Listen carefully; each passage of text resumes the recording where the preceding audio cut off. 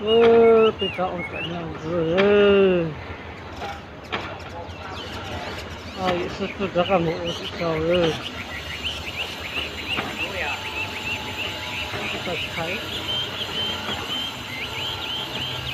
tôi tập thị ổn đấy tôi dùng cái này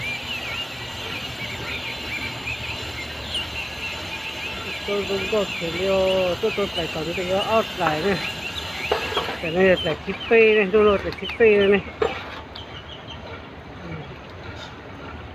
tôi tao này cái này tao xì màng bây giờ tao xì màng này cái xe cái thầu xua thầu xì màng luôn nó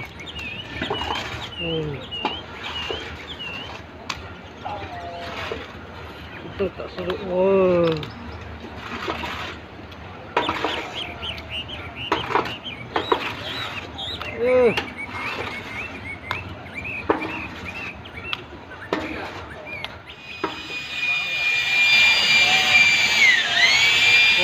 thôi giờ tôi tạo rồi ôi trốn ra rồi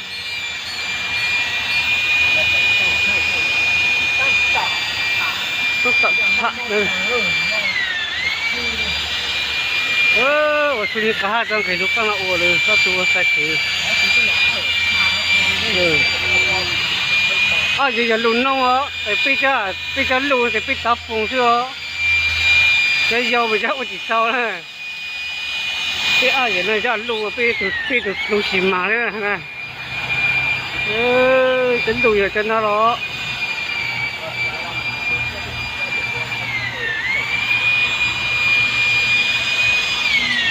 Tôi lấy không có thịt gì à, tít lấy ở trái cái thịt tê à,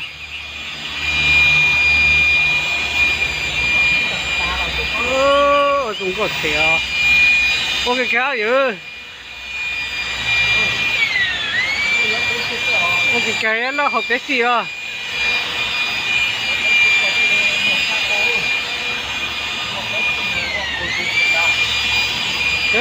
nó tao ta rồi đủ đó, giờ cái lúc nó ổ rồi, bị ở giang cái nó mày ta rồi, ơi chẳng mua sai mà thôi, mua sai mà, mẹ gì ô tô phải chơi xong rồi à, cái, lên mày cho thấy lù rồi,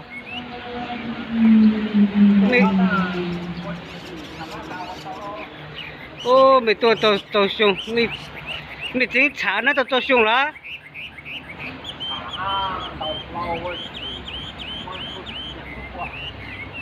lên mày chân tôi dạng hơi lử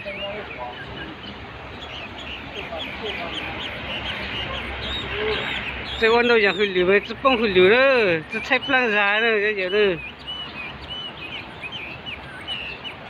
đó tôi cho cái sai lử khám bộ nó thì em màu rồi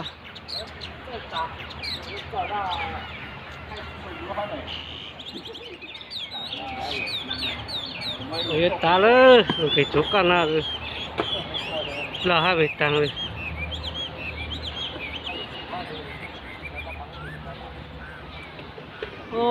trời ơi thì tôi không có thì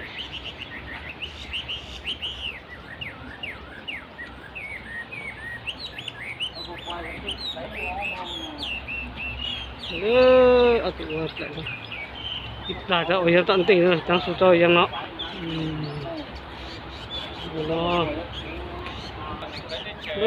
tụi thật thì nó lúc thằng bỏ lên nó thằng họ cho cái thêm lô lúc cho nó lúc thế rồi đi lô công ty rồi lúc là dịch công ty rồi ta đấy lúc thế nào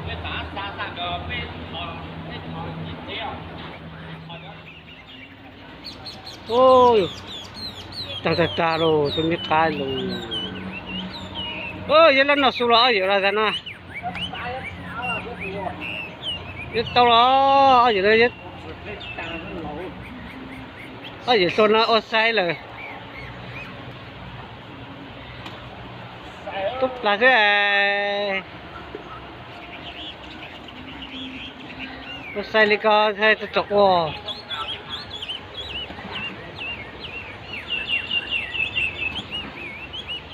lâu cái nó sẽ cho nó ít mà cho tao sẽ bắt tụ à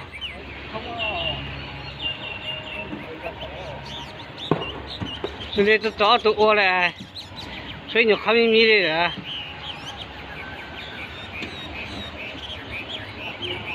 我给他通了这个找都。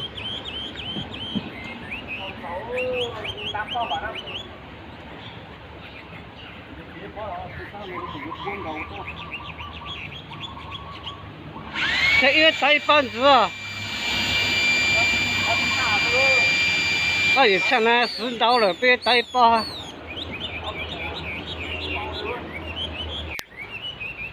ô lục ta rồi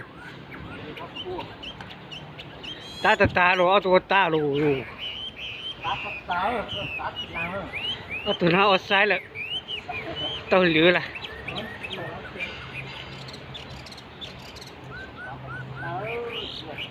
ta sao ơi có bị ọt lại thì vận dụng quá thôi chắc có vận dụng quá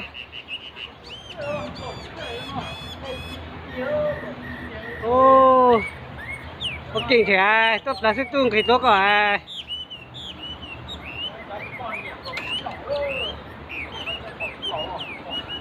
có sai thiếu ở gì nó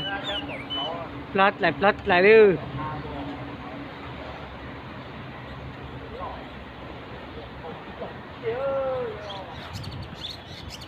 nữa tôi tạo kiểu cua tôi dùng cái kiểu để tận tình này rất ta cho được chuột thế nào đấy tôi dùng thịt rồi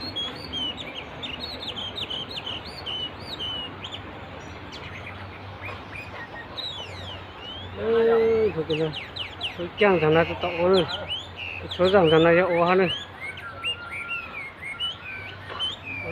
thì xe thì chơi gì cũng ngồi như thế nó chun na đi à